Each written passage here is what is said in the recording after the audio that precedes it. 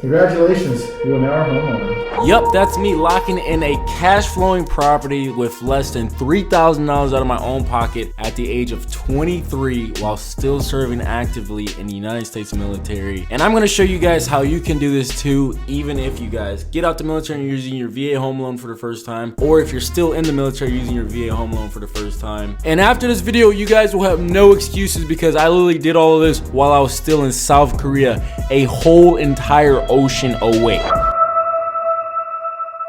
Alright boys, so you guys can see 3:54 in the morning. It follows the 10-year treasury, and the 10-year treasury has been up. If it follows the same path, it should drop back down and should better rate. This is what my room looks like. It's a freaking mess, bro. Oh my god, man.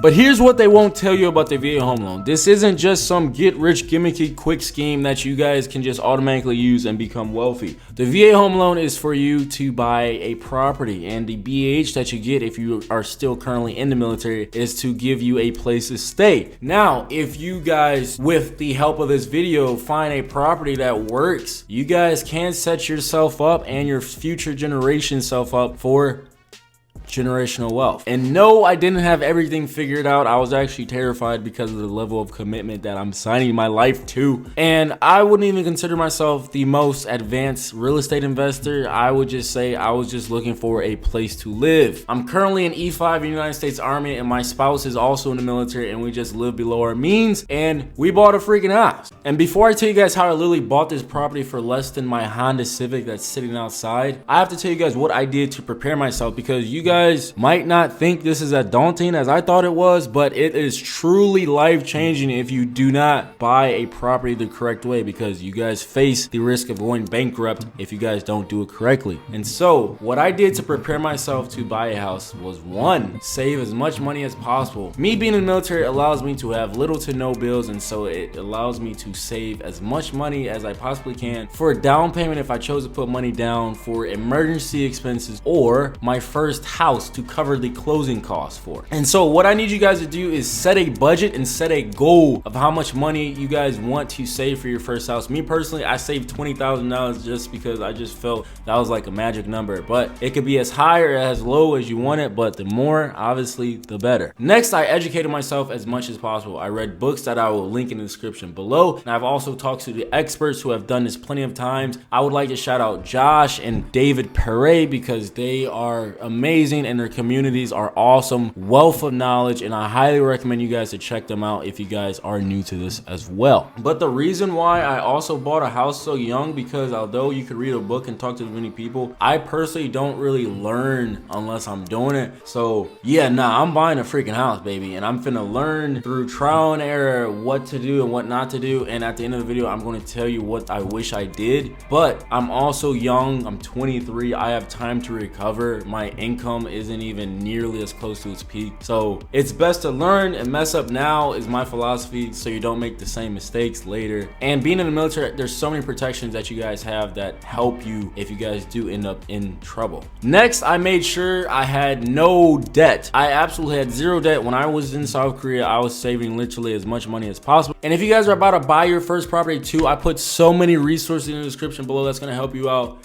Check them out. And lastly, I made sure that my credit score was as high as possible by applying to as many credit cards as possible. I have like 6 to 7 credit cards, and my credit utilization on those credit cards aren't as high. They're within 1%, and I pay the bill off every month. And so my credit score going into this was above a 780, because it just shows the bank how likely you're going to pay their money back, because this is a lot of money we're talking about. Next, I have to tell you about today's sponsor, Aura. Aura protects you and your loved one's personal identification while you scroll the online web, because let's be honest, nowadays the web is a scary place with hackers and malicious actors who are out there to steal your identity, to take all your money away from you. And right before you want to buy a house, the last thing you want to do is have somebody steal all your money or ruin your credit. That's where Aura comes into play, because they monitor the web 24/7 looking for bad actors with your information to not only stop it, but to let you know. And my favorite part about Aura is that they have a VPN. continent. Because when I was in South Korea, I like to watch NBA games, NFL games, Premier League games, and I didn't know it at the time, but in South Korea, apparently you can't watch that. But with Aura's all-in-one app, I was able to turn on their VPN and I was able to watch all the things that I wanted to watch. Not only that, Aura monitors your credit, and so they will tell you if, hey, somebody has your credit card information and you should do something about it. And so Aura wants you guys to be protected, and that's why they're going to give away a 14-day free trial if you guys click the link in the description below, because I want you to be protected, Aura wants you to be protected, so check it out. So now that we have put ourselves in the best possible position to buy a house, now we need to build our team that's going to potentially help us in the future, but for now, in the now, and that's finding a realtor and a loan officer. Your realtor is going to be the person that goes out, especially if you aren't on that continent currently, they are going to go out and actually look at the houses that you're interested in based off of the criteria that you give them, and they are also going to negotiate with the seller on the price that you want to buy the property for. What would you say are some red flags if you're working with a realtor? I think it's important to make sure that they explain everything to you thoroughly. Have someone who will work for you, especially if you're not here. I mean, it's hard to buy something if you don't have somebody there to help you and, you know, be the person to go through the house and look at it for you if, you know, you're not here.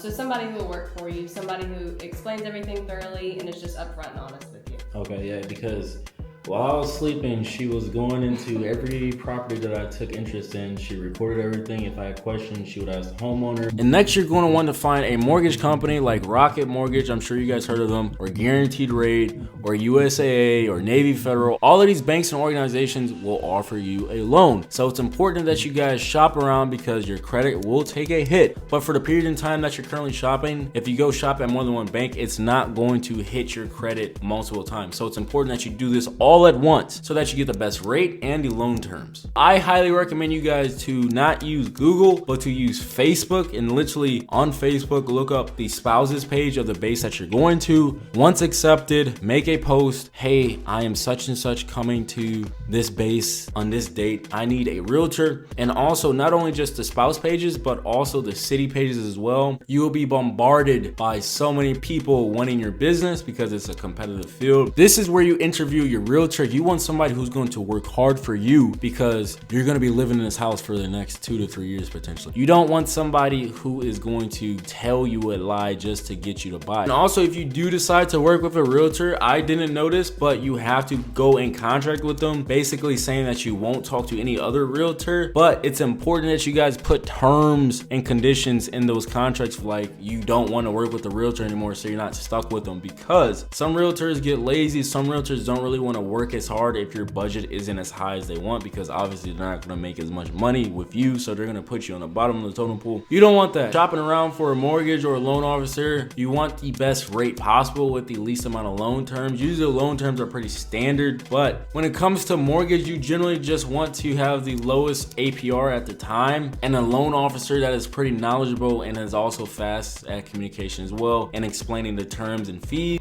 Every month, you're paying your principal and interest, and you're also paying your taxes and insurance that's going into your escrow, right? Also, they are going to have to communicate with each other as well, so you want to make sure that they are in good relationship as well. It's important to build great relationships in this early process, because this realtor could be the person who also shows your property while you're away, potentially after you PCS from this duty station. And so the realtor that I worked with to buy this property, she also agreed to show the properties to future tenants if I am away. And that's a very good agreement, because I'm not always going to be here, and you're going to need people who you trust to be in the area. Okay, so now that you're pre-approved, you got your realtor, you got your loan amount. My loan amount was like $280,000, baby, and I was like, holy crap, that's a lot of money. What are we doing?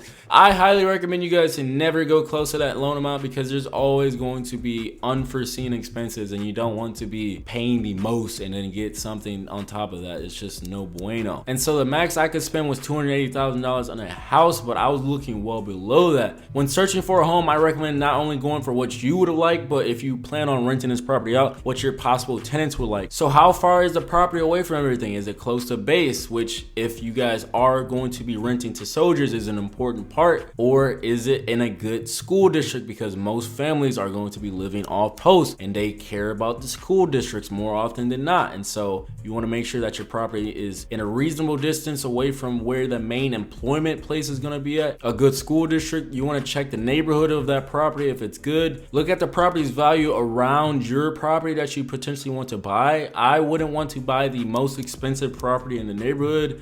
I would want to buy the crappiest property in the neighborhood and fix it up if you can, but if you can't, it's okay. Just make sure that the properties around your neighborhood are also appreciating each year like the one that you're going to buy. You're gonna also want to look at the crime statistics for what city or town that you want to stay in. I recommend you guys going on the Neighbor app by Ring and basically looking at the location of your property and seeing how far out things are happening and just making that determination on if you want to stay there or not. And once again, you guys can also ask on Facebook and Facebook groups. I highly recommend asking in Facebook groups, the spouses page or the city pages, and just ask like, hey, is this neighborhood good? Is this neighborhood safe? These people owe you nothing, so they will be 100% honest with you. Now that you kind of have a general location and idea of where you want to live at, you want to be specific about the type of property that you want to buy. I personally wanted to buy a duplex, multiplex, whatever plex, because I wanted to rent out the other units. But in this day and age, this market, I could not find a freaking duplex, quadplex, or triplex, and so I settled with a 4-bedroom 2-bath property because it was a good deal at the time. And then also looking at the avatar of my future tenants, they would also want a 4-bedroom 2-bath property, which also has a privacy fence if they have a dog, and also pretty close to base because more than likely they're going to be in the military. And you guys also want to look at the BH rate for your area. You guys want the E5 rate and above to be well within your mortgage so you guys can price it accordingly, because it's not going to make sense for anybody to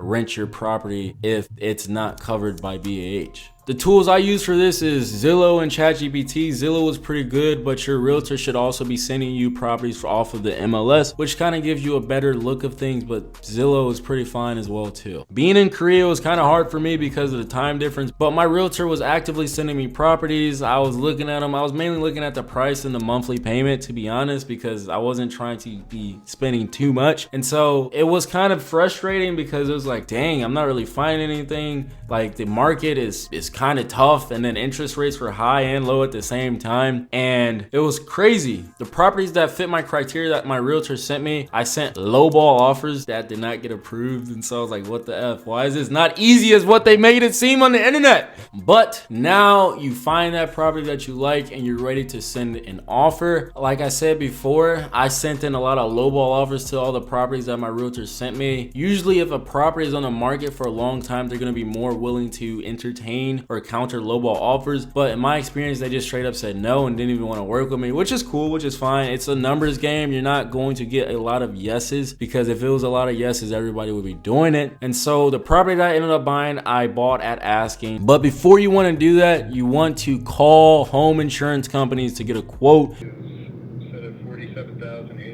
On top of home insurance, you guys want to figure out how much you guys are going to owe for taxes, and you guys can find that out by going to your county or city's tax assessor's website, typing in the address, looking up how much mileage is what they call it. And I personally just put it into ChatGPT and I said, hey, figure out my taxes, and it gave me a pretty good estimate. And then on top of that, I want you guys to figure out what the utilities in the area are looking like, because you guys don't want to buy a house for a good deal but then realize that electric, water is freaking skyrocketed high. And you also want to see if that homeowner paid their property taxes, because I got hit with property taxes and I'm like, I didn't even live here last year. Why am I paying these property taxes? But I didn't really know at the time, and it was kind of too late to negotiate, and I was already getting a good deal anyway. The property taxes was honestly the only thing that I paid, which is like less than $3,000, which wasn't that bad. And so I paid them, but that's something you guys can negotiate in the deal too. And so why I chose my deal or my property was, it was what I wanted: 4-bed, 2-bath. It had a screen patio, it had a privacy fence, and also my mortgage is under the BAH rate for E5s and up, or pretty much anybody with dependents in Fort Stewart. It's pretty much like, yo, I'm gonna be able to rent it out pretty comfortably once I PCS from here. But more importantly, the seller was going to pay for all of my realtor fees, which was gonna be huge. I'm not gonna cap, it was gonna be way more than what I paid out of pocket. And so that was a big advantage. And after they accepted, this was was where you get that 10-day contingency period. Usually you can also take this off to get the seller to lean more towards you if it's a competitive market, but pretty much this period is where you hire a home inspector to check the property, and then after that inspection they are going to give you a huge laundry list of what's wrong with the property. Not to say that's like deal breaking to the property unless you deem it as such, but you at this point can go to the seller and be like, hey, I want all these things fixed, or hey, I want you to give me X amount of credits for all these things that need to be fixed. And so my home inspector, I bought the most expensive one and he saved me money, which I'm about to tell you how, because he went in and he looked at everything and he gave me a list, and I gave the seller everything because you have the option to take off some things and to keep some things. With the advice of my realtor, I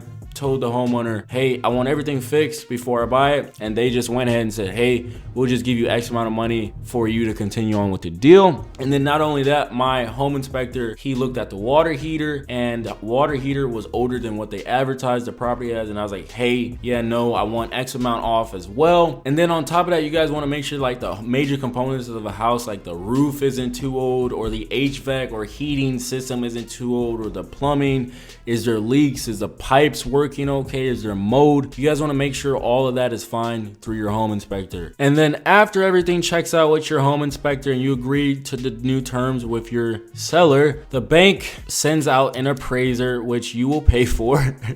And so after all that is said and done, the bank will send out an appraiser to look at the house and make sure that the house is actually worth the loan amount that the bank is giving you, because they don't want to give you the money for a house that isn't worth nearly what they're giving it to you, because that means you're not going to be able to sell it or get their money back. And so the bank is going to send out an appraiser that you're going to pay for, and they're going to deem the house either the exact price that the house is listed as or more or less, and then you guys can renegotiate after that. The appraiser appraised my house more than what the seller was paying for it, and so that's how I also got to renegotiate, so I pay as little as possible, because I have the philosophy of paying as little down as possible. And so when the government gives me BAH, it's strictly nothing out of pocket on my end, and when it's time to sell, it's pretty much nothing out of my own pocket, because I also still get my standard pay and my food pay as well. With ChatGPT though, literally ask it everything, run your loan agreement, run everything through ChatGPT to get a well-explained answer. And if something doesn't make sense, literally ask it like you are a professional real estate investor. Is this a good deal? And run it through just to give yourself a ease of mind, because ChatGPT helped me extraordinarily well with this whole process. And then after all this is said and done, you guys agree, the bank agrees, you guys sign the closing documents where you meet with a lawyer and you're just going over the terms and the conditions, and you're signing your life away. It seems like you're signing 20, not even 20, you're signing all these documents. Selected to close this. If you're late on the payment of default, point change because of homestead 241-482. So this is your security deed. This is the collateral. It's 4 weeks. A foreclosure can take as little as 60 days in Georgia. Yeah, it's like flood insurance. You've defaulted the security deed, they can call the loan. 20, not even 20, you're signing all these documents, you're signing deeds, but at the end of it, you have a house. Welcome to the world of real estate. You need those. Yeah, nice. Congratulations, you are now a homeowner. Congratulations, son. Congrats. Welcome to the real world. See, that wasn't too painful, was it? Just want to stop by, just get a grab a cup of coffee. And it's daunting, it's scary, but once you start to see your credit scores skyrocket, once you start to see your equity grow and your home appreciate, it's like, okay, this was a pretty good deal. I'm not gonna lie, you're always gonna feel like you could have gotten a better deal, but that's just the nature of the game. And looking back, the things I would have done differently was maybe not offer asking price. I kind of got a little jumpy and FOMO, fear of missing out, because there were other buyers actively putting in offers for the house, and I was like, oh crap, I don't want to miss out. That wasn't good enough, and since this is a huge decision and I want you guys to be as informed as possible, I need to tell you guys thoroughly how I kind of messed up but didn't. And so even though the property that I bought cash flows immediately, it's considered turnkey, I would not consider it a investment deal. Like if I was an investment person, you know what I'm saying, I probably would not consider this deal. But I was coming closer to the tail end of coming to Georgia, and I needed a place to stay. And then on top of this, there was other buyers putting in offers for this property. And so there's really no excuses. I looked at the comparables. I didn't think much of it because it was gonna cash flow when I bought it with the current terms. But when you guys are looking at your property that you're potentially about to buy, you need to ask your realtor for the comparables. The comparables are similarly sized properties that recently sold. And so, for an example, you guys can see that I overpaid by a lot. I paid $177 per square foot for my property. And as you guys can see, the highest one that recently sold at the time was $173 for more square footage. Now, my property does have a screen patio that is pretty spacious, and I spend a lot of time out on it, but they don't consider that when they do these calculations. So, according to this, I have overpaid, but I bought a turnkey property for less than $2,500. All that money that would have went to the down payment, realtor fees, stayed in compounds continually, i.e. the S&P 500 high yield savings account. And then on top of that, the BAH that the military or the Army is giving me is going to cover the mortgage. And so my paycheck isn't getting affected. And then on top of that, my household income is over $100,000. So we are well prepared if anything happens.